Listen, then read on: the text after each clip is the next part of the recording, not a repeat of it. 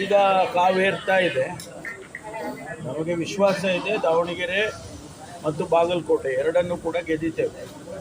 ಬೊಮ್ಮಾಯಿಯವರು ಹೇಳ್ತಾರೆ ನಾವು ದಾವಣಗೆರೆ ಚುನಾವಣೆ ಏನಾಗುತ್ತೋ ಅದ್ರ ಮೇಲೆ ಸಿ ಎಂ ಕುರ್ಚಿ ಡಿಪೆಂಡ್ ಆಗುತ್ತೆ, ಆಮೇಲೆ ಕಾಂಗ್ರೆಸ್ ಸರ್ಕಾರನೇ ಇರಲ್ಲ ಅಂತ ಹೇಳ್ತಾರೆ. ಆಮೇಲೆ ಗೊತ್ತಾಗುತ್ತೆ ಅವರಿಗೆ.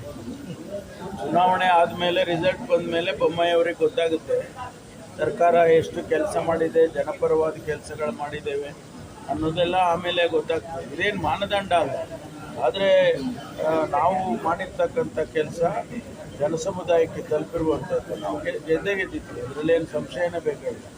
ಒಳಮೀಸಲಾತಿ ವಿಚಾರವಾಗಿ ಬಲಗೈ ಸಮುದಾಯಕ್ಕೆ ಅನ್ಯಾಯ ಆಗಿರುತ್ತೆ ಜ್ಞಾನ ಪ್ರಕಾಶ್ ಸಮಿತಿ ಅಲ್ಲ, ಅದಕ್ಕೆ ಈಗ 27ನೇ ತಾರೀಕು ಕಳೆದ ತಿಂಗಳು ನಾವು ಈ ತಿಂಗಳು 27ಕ್ಕೆ ಕರೆದಿದ್ವಿ ಕ್ಯಾಬಿನೆಟ್ ಸಭೆ, ಸ್ಪೆಷಲ್ ಕ್ಯಾಬಿನೆಟನ್ನು ಕರೆದಿದ್ವಿ. ಈಗ ಅದು ಪೋಸ್ಟ್ಪೋನ್ ಆಗಿದೆ. ಅಂತಿಮವಾಗಿ ತೀರ್ಮಾನ ಆದಾಗ ಎಲ್ಲರಿಗೂ ಕೂಡ ನ್ಯಾಯ ಒದಗಿಸ್ತಕ್ಕಂಥ ಕೆಲಸವನ್ನು ಸರ್ಕಾರ ಮಾಡುತ್ತೆ. ಮಾಲಿಕ ಸಮುದಾಯ ಹೇಳುತ್ತೆ ಉಪಚುನಾವಣೆಗೂ ಇದಕ್ಕೂ ಸಂಬಂಧ ಇಲ್ಲ, ಮಾತಾಡ್ಕೋಬೇಕಿತ್ತು ಅಂತ. ಸಂಬಂಧ ಇಲ್ಲ, ಸಂಬಂಧ ಇದೆ ಅಂತ ಹೇಳೋರು ಯಾರು? ಎಲೆಕ್ಷನ್ ಕಮಿಷನ್ ಹೇಳಬೇಕಲ್ವಾ? ಎಲೆಕ್ಷನ್ ಕಮಿಷನ್ನಿನ ಗೈಡ್ಲೈನ್ಸ್ ಪ್ರಕಾರ ಇದು ಏನು ಕೋಡ್ ಆಫ್ ಕಾಂಡಕ್ಟ್ ಏನಿದೆ ಅದರ ಪ್ರಕಾರ, ಮಾಡೆಲ್ ಕೋಡ್ ಆಫ್ ಕಾಂಡಕ್ಟ್ ಪ್ರಕಾರ ನಾವು ಮಾಡೋಂಗಿಲ್ಲ ಅಂತ ಹೇಳಿ ಕ್ಯಾಬಿನೆಟಲ್ಲಿ ಚರ್ಚೆ ಮಾಡಿ ಅದನ್ನು ಪೋಸ್ಟ್ಪೋನ್ ಮಾಡಿದ್ದೇವೆ. ಈಗ 35 ವರ್ಷದ ಹೋರಾಟಗಳು ಮಾಡ್ಕೊಂಡು ಮಾಡುವುದಿತ್ತಲ್ಲ ಅಂತ. ಕೋಡ್ ಆಫ್ ಕಾಂಡಕ್ಟ್ ಇಲ್ಲದಿದ್ದರೆ ಖಂಡಿತವಾಗಿ 27ನೇ ತಾರೀಕೆ ಅಂತಿಮ ತೀರ್ಮಾನ ಆಗ್ತಾ ಇತ್ತು. ಈಗ ಕೋಡ್ ಆಫ್ ಕಾಂಡಕ್ಟ್ ಉದ್ದೇಶ ಇದ್ದದ್ದು ಅದನ್ನು ಡೇಟನ್ನು ನಿಗದಿ ಮಾಡಬೇಕು. ಈ ಡೇಟ್ ನಿಗದಿ ಮಾಡಿದ ಮೇಲೆ ಅಂತಿಮವಾಗಿ ಡಿಸಿಷನ್ ಆಗುತ್ತೆ. ಈಗ ಶಿರಾನಗರದಲ್ಲಿ ನಮಗೆ ನಗರ ಸಂಚಾರ ತಾನೇ ಬೇಕಾಗಿದೆ, ತುಂಬ ಟ್ರಾಫಿಕ್ ಜಾಸ್ತಿ ಆಗ್ತಾ ಇದೆ. ಮಾಡ್ತೇವೆ, ಮುಂದಿನ ದಿನದಲ್ಲಿ ಮಾಡಿಕೊಡ್ತೀವಿ.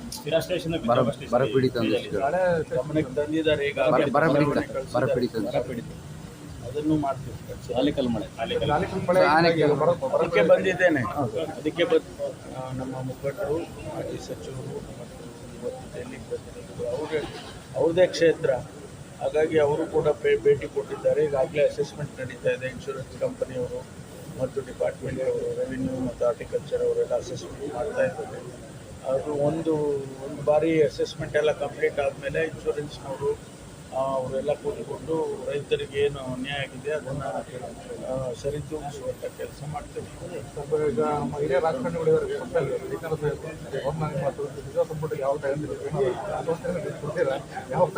ನಾನಲ್ಲ, ನನಗೂ ಅವರು ಸಚಿವರಾಗಬೇಕು ಅಂತ ಹೇಳಿ ಆಸೆ ಇದೆ.